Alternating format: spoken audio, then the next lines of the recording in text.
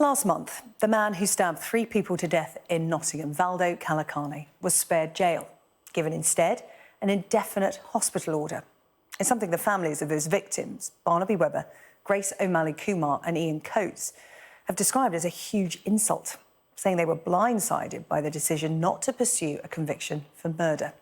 Today, a moment of relief for the families as the Attorney-General referred his sentence to the Court of Appeal, saying it was unduly lenient.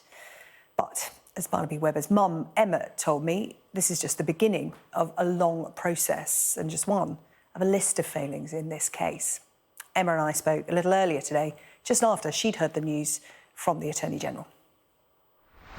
We're feeling relieved that we've been listened to. We're glad that this decision has been made, but I think it's the beginning of quite a long process for us, because obviously there's other investigations going on. But yes, if I'm completely honest, we didn't expect to hear that.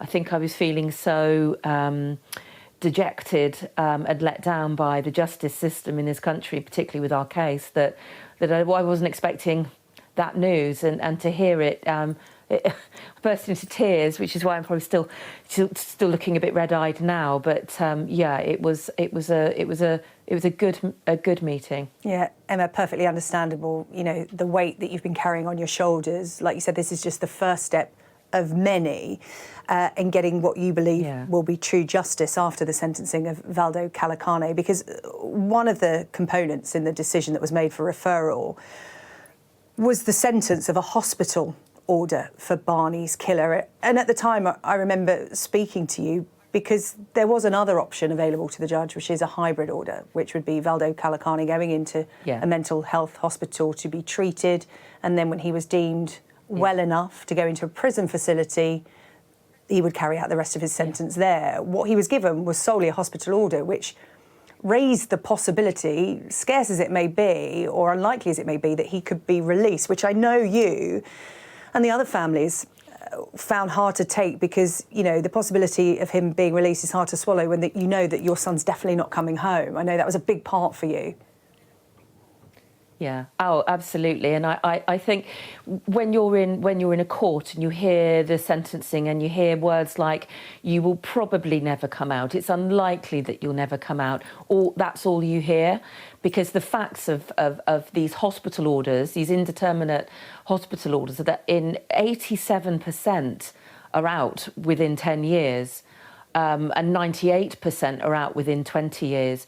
Now, if that were the case, and you know, I call him the monster, but if Calocane was out in 20 years, he'd only be 52 years old. He'd have decades and decades left. And what we were pleased to hear is the recognition that the hospital order carries no penal elements, and that there should be a penal element, so it should be a hybrid order. It's Section 45A of the Mental Health Act, which means that, quite rightly, as you said, Sarah Jane, he'd be treated as is appropriate with his condition within the secure hospital setting, and then he will spend the rest of his sentence in a prison, which is appropriate. I think it's also worth pointing out that Calocane was only moved to a high security hospital in November of last year. So part of our whole grave concerns with regards to this case and his mental ability and culpability is the fact that he was deemed OK to be in general prisons up until November. And not deemed such a risk to the other population.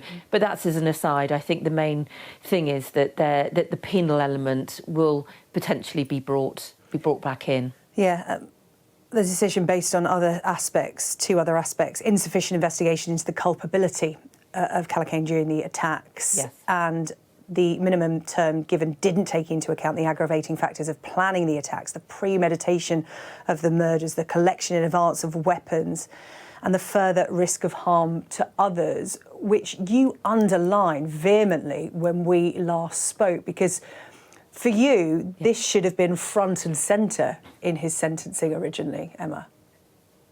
Yeah. We still don't agree that it's manslaughter.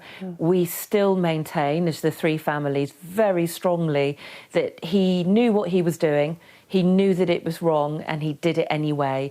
And it was as I said in my statement on the steps of the courthouse, we feel it was a trial by doctors. So that's why we can't feel vindicated, because we feel this is a cold-blooded murderer.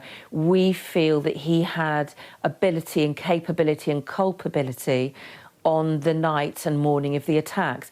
We do not deny that he isn't mentally unwell, but we do not agree with the psychiatric doctor's expert reports that he was diminished and psychotic, and it was one major psychotic episode which allowed him to, as we've said, get away with murder. But this really is a positive step forwards in the beginning of what we hope will ultimately be appropriate justice for Barney, Grace and Ian. The investigation into the Crown Prosecution Service's handling of the Nottingham attacks is going to be widened now to look at all interactions that the CPS had relating to Barney's killer. What does this mean? Yeah, so the first thing is that we welcomed the inspectorate looking into the CPS and their management and decision-making in the case. But what quickly became apparent in our meeting with them was that it was too narrow, that we needed them to be able to take into account the CPS dealings with Calocane prior to the 13th of June, because, as has been widely published, there were at least 4 other escalatingly violent attacks carried out.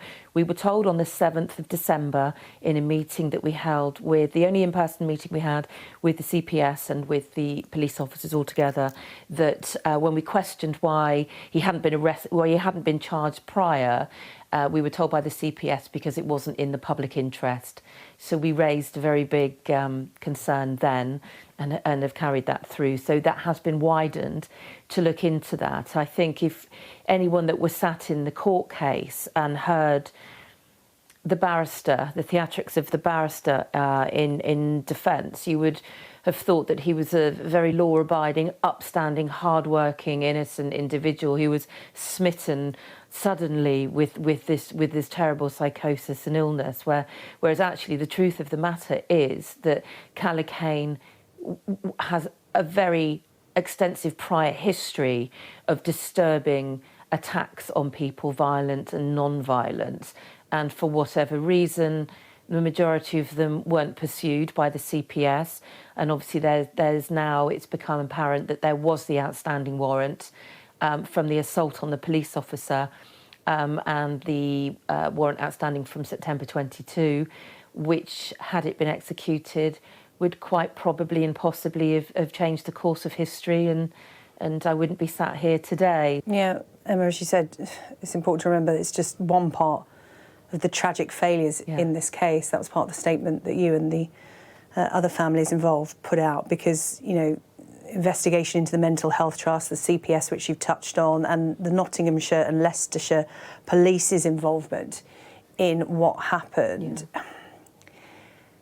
You were told about inappropriate WhatsApp messages shared between police officers after the death of Barney, Grace and Ian Coates.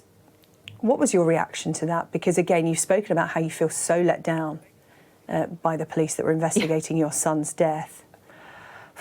We've heard this before, sadly, for other families, but to hear it yourself about your loved ones, what was your reaction?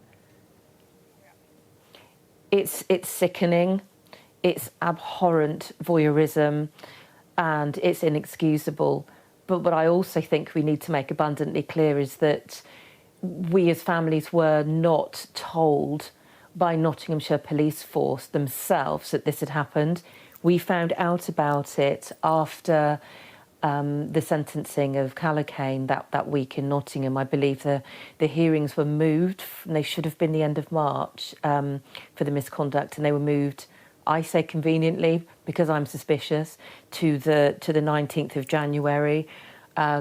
We have asked for clarification from Kate Maynell, the Chief Constable, of exactly the numbers involved, because we've heard 179 personnel requested and accessed files, and we've heard that over 380 individual viewings were made of the data that was breached, and then we found out that there was a WhatsApp group that shared graphic descriptions of the injuries, both internally, they were shared, and externally.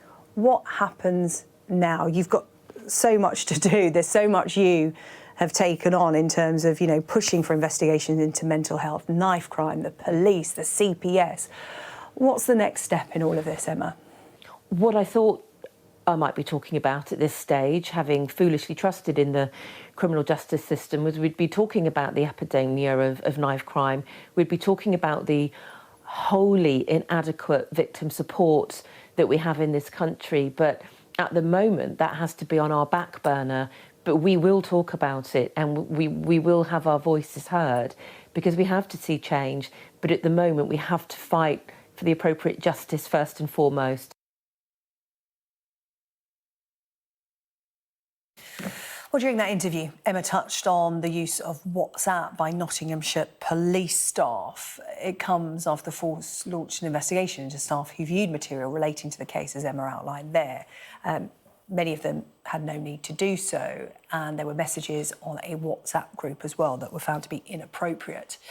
The force found 11 members of staff who did not have a legitimate reason to view some of the material in this case, and have now revealed that one member of staff has been sacked. Superintendent Andrew Reynolds, who is head of Nottinghamshire Police's Professional Standards Directorate, had this to say. 8 of these members of staff were handed non-disciplinary performance interventions, which is focused around learning, and 3 faced formal discipline. 1 member of staff has been sacked, 1 handed a final written warning, and 1 is waiting for their misconduct hearing to be heard. We've taken these matters extremely seriously.